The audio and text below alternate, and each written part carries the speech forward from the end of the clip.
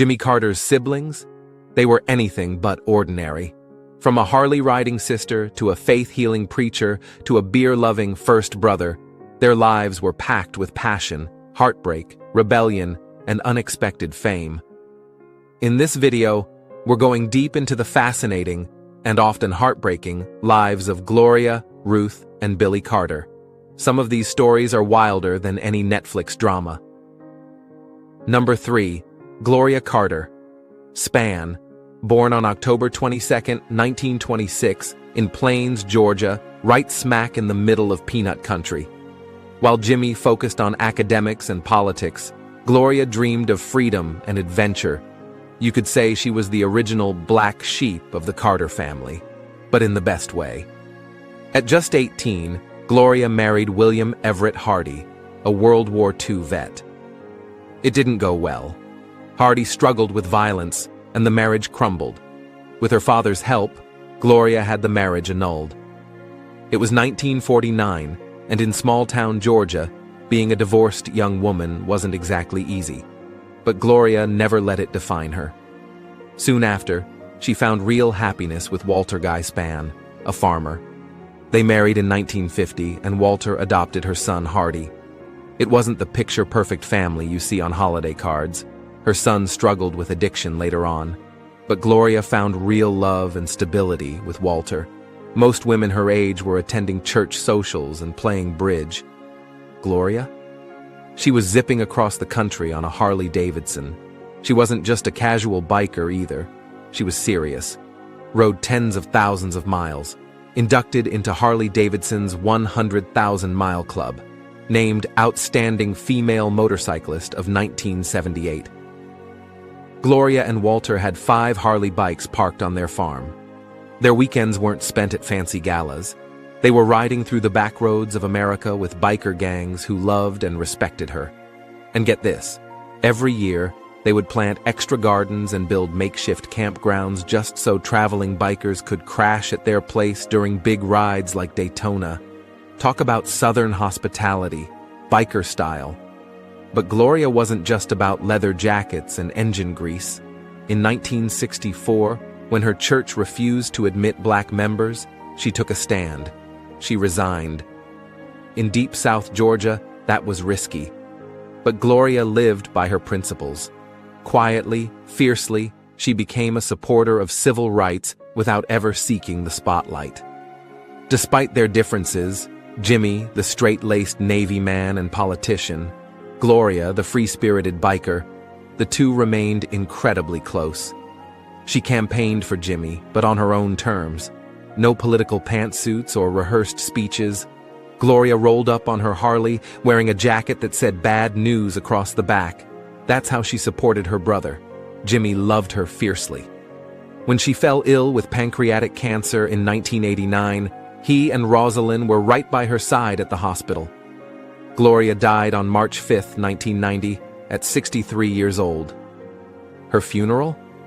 It wasn't some quiet affair. Hundreds of Harley-Davidson riders led her casket in a procession through Plains, Georgia. Today, among old bikers in Georgia, Gloria Span's name still carries weight.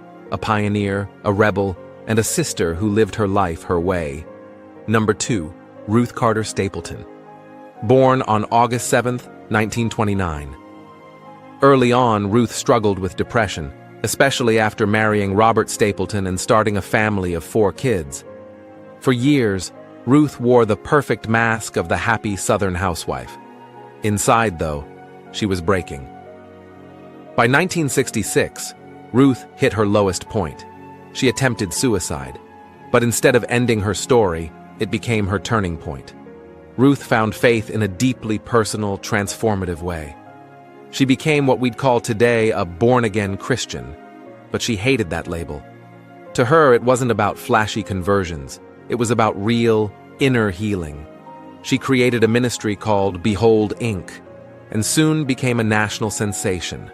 Authored best-selling books like The Gift of Inner Healing, led workshops across America, Europe, and Asia, helped people relive and heal their most painful memories through prayer and guided visualization. Perhaps the most personal impact Ruth had was on her brother Jimmy. After he lost the 1966 Georgia governor race, Ruth led him to a deep spiritual rebirth. Without Ruth, there might never have been the born-again Jimmy Carter that Americans came to know. During Jimmy's presidential campaign, Ruth crisscrossed the country campaigning for him. At charismatic conventions, in healing workshops, and even in quiet prayer meetings, Ruth became the secret weapon of Jimmy's spiritual image. Ruth wasn't just ministering to churchgoers. One of her most famous conversions was none other than Larry Flynt, the notorious publisher of Hustler magazine. Yes, that Larry Flynt. They formed a bizarre but genuine friendship after Ruth helped lead him to Christ. Even after Flynt was paralyzed in an assassination attempt, he called Ruth the only Christ-like person I have ever met. That's the kind of grace Ruth carried everywhere. In 1983, Ruth was diagnosed with pancreatic cancer. She refused chemotherapy, choosing instead to put her full faith in divine healing. She passed away just a few months later at 54 years old. Her funeral was quiet, in Fayetteville, North Carolina. Number 1, Billy Carter. Born March 29, 1937, the baby of the Carter family. 13 years younger than Jimmy, he grew up idolizing his father, Earl, and dreaming of running the family peanut business. When their father died in 1953, Billy's dreams got crushed. Jimmy came home from the Navy and took over. The resentment? It lingered for years. Billy married his high school sweetheart, Sybil Spires, joined the Marines, and tried college afterward. But he wasn't cut out for academics. He went back to Plains and made his life the only way he knew how, on his own terms. In the 1970s, Billy turned the Carter Peanut Warehouse into a booming $5 million a year business. He wasn't just Jimmy's little brother anymore. He was a serious businessman. Billy bought a filling station in Plains, turning it into a hub of beer drinking, storytelling, and good old boy charm. If you rolled into Plains during the 1976 campaign, you didn't ask where the governor's brother was. You just went straight to Billy's gas station. Once Jimmy became president, Billy became famous in his own right. He marketed a short-lived brand called Billy Beer, traveled to Libya on controversial business deals, and eventually found himself at the center of a scandal called Billygate. In 1980, it was revealed that Billy had accepted $220,000 from the Libyan government while his brother was president.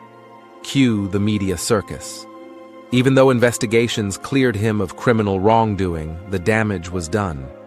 Billy had become the national symbol of the wild presidential relative. It hurt Jimmy's re-election chances, but it hurt Billy even more personally. Billy wasn't just a beer mascot. He struggled with serious alcoholism. After the Libya scandal, and after losing public sympathy, Billy checked into rehab in 1980. He got sober, and stayed sober, for the rest of his life. In later interviews, Billy was remarkably candid about his struggles. He said, "I've been asked 1,000 times what I'd do if I had it to do over. And I said, probably the same thing, because if I had to do it again, I'd screw it up worse the second time." In 1987, Billy was diagnosed with pancreatic cancer, the same disease that had killed his father and sister Ruth. He fought hard, undergoing experimental treatments. But in September 1988, at just 51 years old, Billy Carter passed away in Plains. Today, the Billy Carter Service Station Museum in Plains preserves the memory of a man who, for all his flaws, never stopped being himself. Jimmy Carter didn't just have siblings. He had warriors, healers, and rebels standing beside him, until the very end.